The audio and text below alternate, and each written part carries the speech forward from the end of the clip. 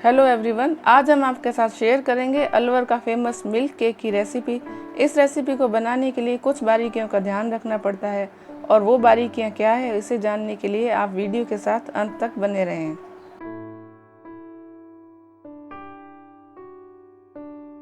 Milk cake बनाने के लिए सबसे पहले हमें एक लोहे की कढ़ाई ले लेनी है और उसमें दूध को गर्म करना है। जैसा कि आप जानते हैं, दूध गर्म करने से पहले थोड़ा सा पानी उसमें डालना पड़ता है ताकि दूध नीचे चिपके नहीं। मिल्क केक बनाने के लिए हमने यहाँ पर 4 लीटर दूध लिया है। आप इसकी जगह 2 लीटर भी ले सकते हैं, लेकिन ध्यान रखें 2 लीटर से कम दूध का मिल्क केक नहीं बनाएं, क्योंकि वो उससे कम दूध में सही नहीं बनेगा। कम से कम 2 लीटर तो ले ही लें।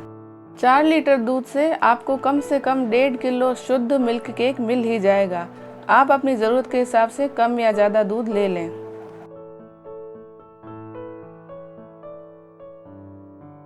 4 लीटर दूध को हमने यहाँ पर 2 अलग अलग कढ़ाई में गर्म होने के लिए रखा है और उसे लगातार इस तरह से पलटे से चलाते रहना है ताकि दूध नीचे जले नहीं और चिपके नहीं। अगर आपके पास बड़ा बर्तन हो तो सारा दूध एक ही बर्तन में डालें, नहीं तो आप भी हमारी तरह 2 बर्तनों में दूध को रिड्यूस करके कम कर लें।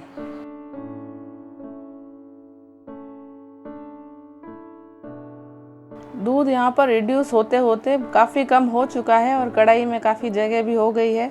हमने यहाँ पर दूसरी तरफ दूसरी कढ़ाई में भी दूध रिड्यूस होने के लिए रखा था, उसमें भी लगभग आधा हो चुका है।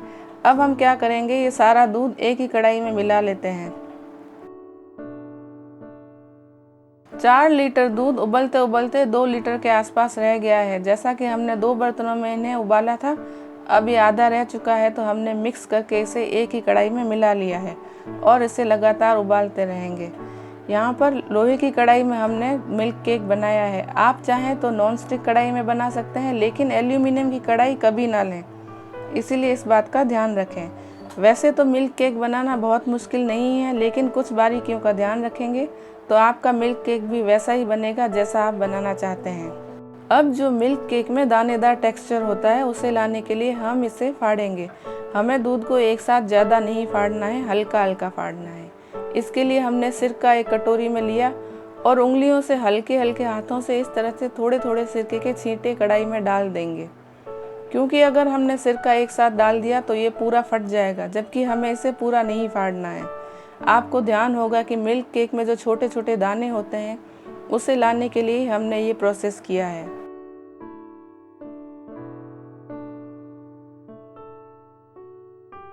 इसी तरह से आपको बीच बीच में सिरके को इस तरह से हाथों में लेकर छींटे मारते जाना है और दूध को हल्का हल्का फाड़ते जाना है। आप ध्यान रखें सिरका बहुत ज़्यादा ना डालें, जैसे हम कर रहे हैं उसी तरह से आप करते रहें। बीच बीच में इसी तरह से 4 या 5 बार सिरके के छींटे आप इसी तरह से मारते रहें और फिर हिलाते रहें। इससे इसमें दानेदार टेक्सचर आना शुरू हो जाएगा। दूध उबल उबल कर आधा रह जाएगा तो हमने इसमें चीनी मिलाई है। यहाँ पर हमने 600 ग्राम चीनी ली है। 4 लीटर दूध में 600 ग्राम चीनी पर्याप्त रहेगी। अगर आप इससे कम चीनी डालेंगे तो इसमें वो जो कलर आता है ब्राउनिश, वो कलर मिल्क केक में नहीं आएगा। इसीलिए आप इस चीज़ का ध्यान रखें कि चीनी कम ना डालें। दूध को इसी तरह से लगातार हिलाते हुए पकाते रहें, उसे छोड़े नहीं। हमारी कढ़ाई पतली थी और इसमें दूध नीचे चिपकने लगा था, तो हमने इसे नॉन स्टिक कढ़ाई में ट्रांसफ़र कर लिया। जैसा कि आप देख रहे हैं, दूध का कलर भी चेंज हो गया और जो दानेदार टेक्सचर हमें चाहिए था वो भी हमें मिल गया है। आप देख पा रहे हैं कि इसमें छोटे छोटे दाने दिखाई दे रहे हैं। कृष्ण जन्माष्टमी आने वाली है और कृष्ण भगवान को दूध की बनी हुई चीज़ें बहुत पसंद है, तो क्यों ना इस जन्माष्टमी पे हम कृष्ण भगवान को मिल्क केक का भोग लगाएं। जब तक दूध रिड्यूस हो रहा है, हम इसे सेट करने की तैयारी कर लेते हैं। हमने यहाँ पर एक केक टिन ले लिया और उसे घी से ग्रीस कर लेंगे। आप इसकी जगह कोई भी छोटा भगोना या बाउल भी ले सकते हैं। घर पर जब हम मिल्क केक बनाते हैं तो उसे सेट करने के लिए उतनी हीट नहीं मिल पाती है जितनी मार्केट में होती है। मार्केट में लार्ज स्केल पे बनाते हैं तो उसमें बहुत ज़्यादा हीट उसमें रहती है, तभी वो उसका टेक्सचर अंदर से बहुत ज़्यादा ब्राउन होता है। लेकिन हम इसे गर्म रखने के लिए इस तरह से कुछ जुगाड़ कर रहे हैं। यहाँ पर हमने तौलिया ले लिया और जब हम इसे सेट करने के लिए मोल्ड में डालेंगे तो तौलिए से लपेट कर इसे रख लेंगे ताकि वो गर्म रह सके। दूध उबल कर काफ़ी कम हो चुका है और इसे छोड़ेंगे नहीं, लगातार पकाते रहेंगे। अब यहाँ पर इस स्टेज पर दूध में छींटे उछलने लग गए हैं, तो हमने गैस की आंच को थोड़ा कम कर लिया है।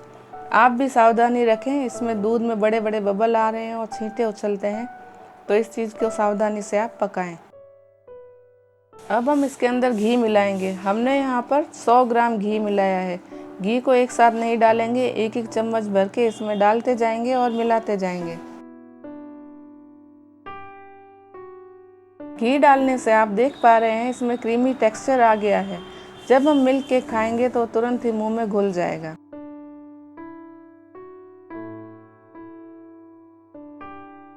चार लीटर दूध को उबालते उबालते हमें 2.5 घंटे हो चुके हैं और इस तरह से ये गाढ़ा हो चुका है।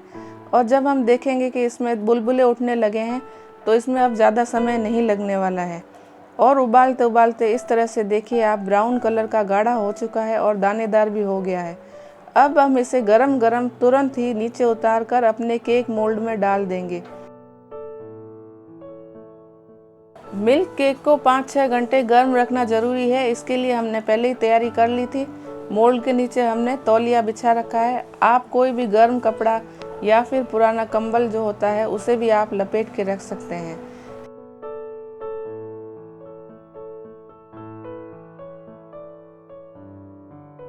सारे मिल्क केक को केक मोल्ड में डालकर इसे अच्छी तरह से फैला लेंगे, ज़्यादा छेड़ेंगे नहीं और तुरंत इसे गर्मा गर्म ही ढक लेंगे और फिर तौलिए से लपेटकर किसी गर्म जगह पे हम इसे 6 से 8 घंटे के लिए रख देंगे। मिल्क केक की हीट इसमें ज़्यादा देर तक बनी रहे, इसके लिए हमने इसे इस तरह से ढक के रख लिया है।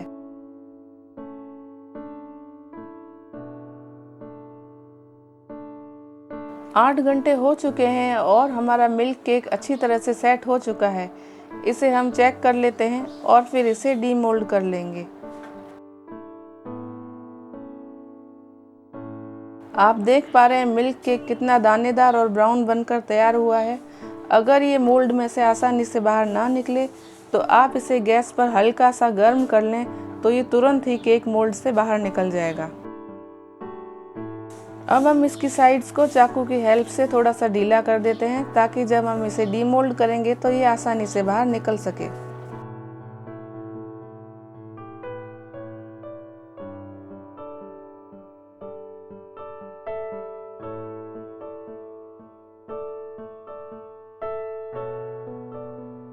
ये देखिए आपका शुद्ध सात्विक मिल्क केक बनकर तैयार हो चुका है और इसे मनपसंद आकार में इसे कट कर लें।